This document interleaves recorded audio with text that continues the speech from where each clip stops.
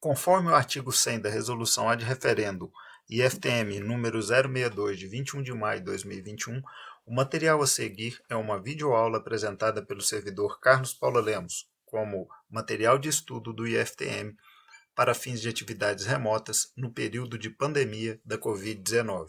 Seu uso, cópia e ou divulgação em partes ou no todo, por quaisquer meios existentes, somente poderá ser realizado mediante autorização expressa do servidor e do IFTM. Caso contrário, estarão sujeitos às penalidades legais vigentes.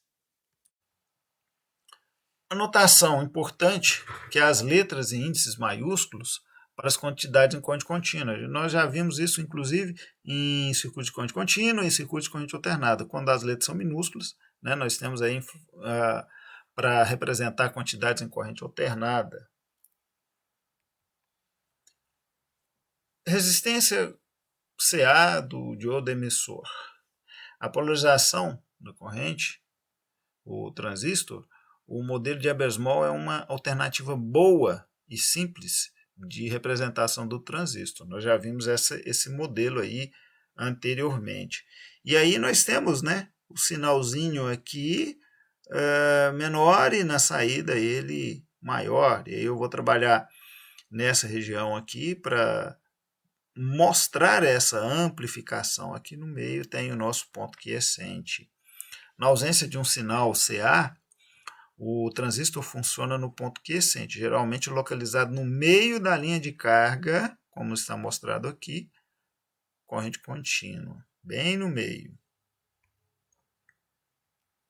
Quando o sinal CA aciona o transistor, a corrente e a tensão do emissor variam. Se o sinal for pequeno, o ponto de funcionamento vai oscilar senoidalmente de Q a pico positivo de corrente CA e a seguir para o ponto negativo, pico negativo, e de volta para Q, onde o ciclo se repete. Então aí eu vou ter o quê? Ele vai ficar oscilando aqui, né? Oscilando aqui. Então essa oscilação, conforme esse sinal aqui, ele vai fornecer uma senoide ao longo do tempo, com a mesma forma que essa daqui, só que amplificada. Um sinal é considerado pequeno quando a oscilação de pico a pico na corrente do emissor for menor que 10% do valor da corrente quiescente do emissor. Então aí ele é considerado pequeno. Se o sinal for pequeno, os picos A e B serão próximos de Q e o funcionamento é aproximadamente linear.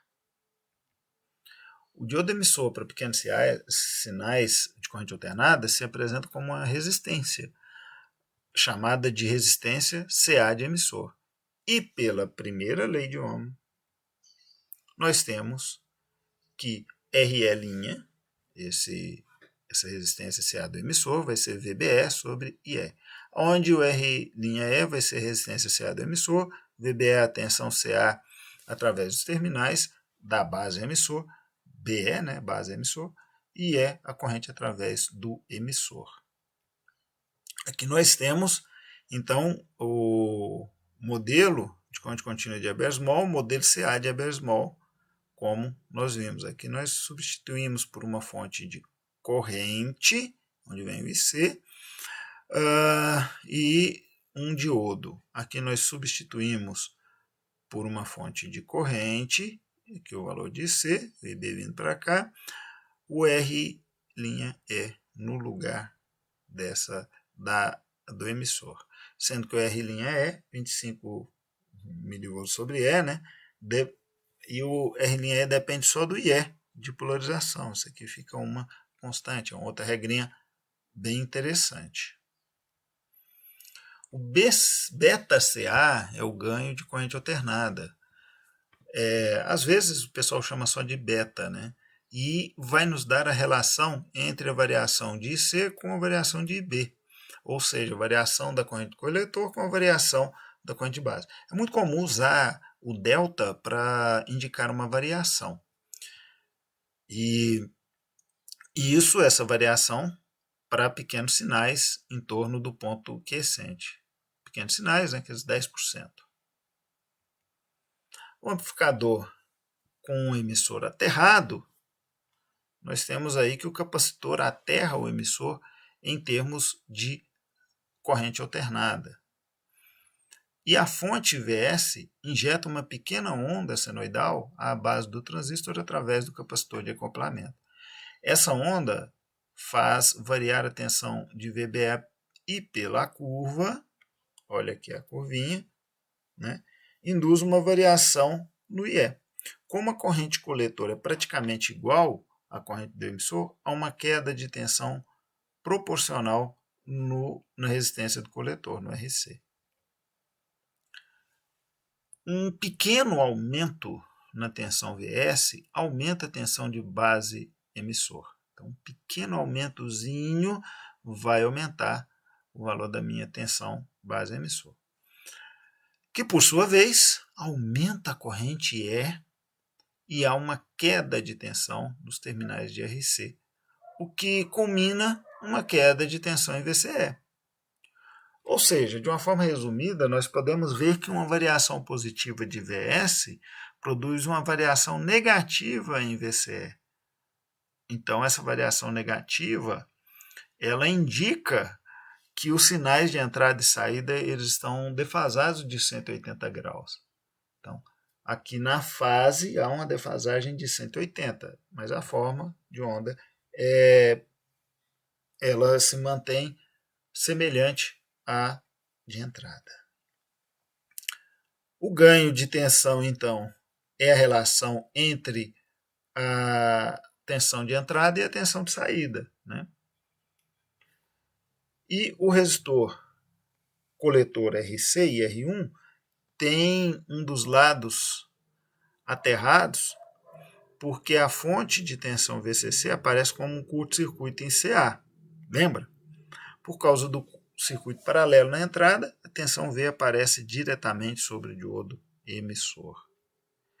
Pelo modelo de Hebers-Moll, nós podemos simplificar esse circuito para esta forma, né, que já facilita bastante a análise do nosso circuito.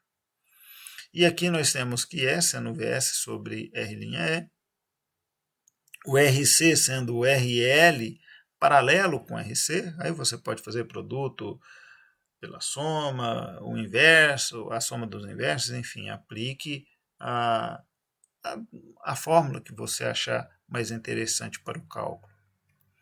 A tensão de saída vai ser menos. Esse menos aqui, gente, é o que? É a defasagem de 180 graus. Ele inverte no eixo. Por isso, o menos aqui é só uma orientação do vetor, né? E é vezes RC. Então, o ganho vai ser menos IC sobre RC e E sobre R'. Então, o ganho vai ser dado por esta fórmula.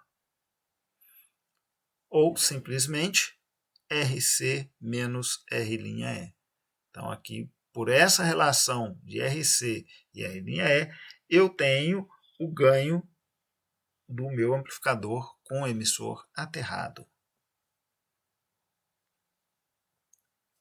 Muito grato. Sugiro que vocês deem uma lida, refaçam os exemplos, procurem mais exemplos, deem uma lida no material que nós temos. Havendo dúvidas, entre em contato. Paz e bem e até o próximo encontro.